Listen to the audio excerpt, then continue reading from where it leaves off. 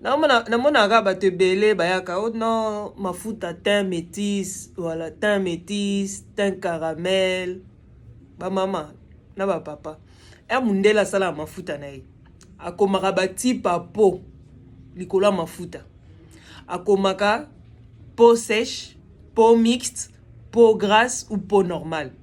Yango wana mundela akomaka ye kuta salaka ba produit na ye na ba usine ozui ba chinois, ozui ba asiatique. Yango nde bakomaka. Mais so okomi kaka na Congo awa ndo mona bato basala ndo ba mafuta teint métis. Siko pona ni ba métis yango bango nde basombaka mafuta wana te. Pona nini ba métis basombaka mafuta te po o wana eza teint métis. Yo nanga toza mwindu kande toza boy. Toza mwindu.